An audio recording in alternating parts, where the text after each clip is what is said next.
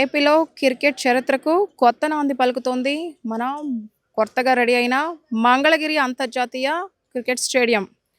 అయితే 15 సంవత్సరాల నిరీక్షణ తర్వాత ఇప్పుడు కొత్తగా మ్యాచ్‌కి సిద్ధమైంది.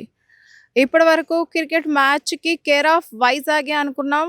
మ్యాచ్ స్టేడియంకి కేర్ ఆఫ్ వైజాగ్ అనుకున్నాం. కానీ అదంతా తుడిపివేస్తూ ఇప్పుడు మంగళగిరి స్టేడియం రెడీ అయింది. అయితే ఏపీఎల్ ఫైనల్ మ్యాచ్‌లకి సిద్ధమైంది. ఈ వేదిక ఎంతో వైభవంగా సిద్ధమైంది. అయితే ఈ వేదికలో చాలా స్పెషాలిటీస్, అత్యాధునిక హంగులు కూడా ఉన్నాయి.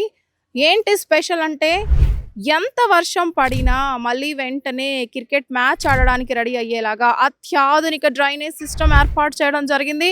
అంతేకాకుండా నైట్ టైం అంతర్జాతీయ మ్యాచెస్ కోసం హై డెఫిషియన్సీ ఫ్లడ్ లైట్స్‌ని కూడా ఏర్పాటు చేయడం జరిగింది.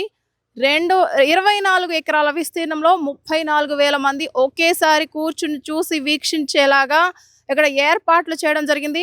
ఇది నిజంగా ఒక కొత్త అధ్యాయం, ఒక ట్రెండ్ సెట్ చేసింది ఈ మంగళగిరి స్టేడియం, నవలూరు దగ్గర స్టేడియం అనుకోవాలి.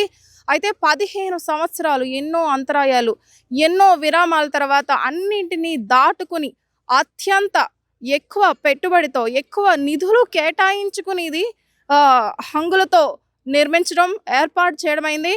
అయితే ఈ నేపథ్యంలో ఎవరైతే ఇప్పుడు కొత్త యువత క్రికెట్ వైపు మొగ్గు చూపుతున్నారో, ఎవరైతే గ్రామీణ ప్రాంతాలలో యువ క్రికెటర్స్ ఉన్నారో వారికి కొంచెం అవకాశాలు తక్కువగా ఉన్నాయి అనే అపోహ లేకుండా ఇక్కడికొచ్చి చక్కగా వాళ్ళు ప్రాక్టీస్ చేయొచ్చు.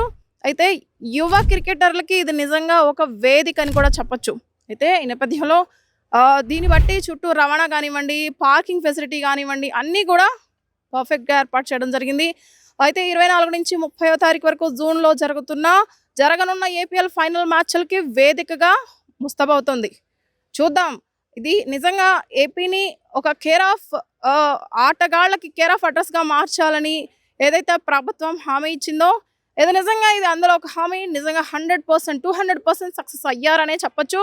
దీన్ని చూస్తుంటే నిజంగా భవిష్యత్తు క్రికెట్ తరాలకి నిజంగా ఒక మంచి బేస్ పాయింట్ అని చెప్పొచ్చు.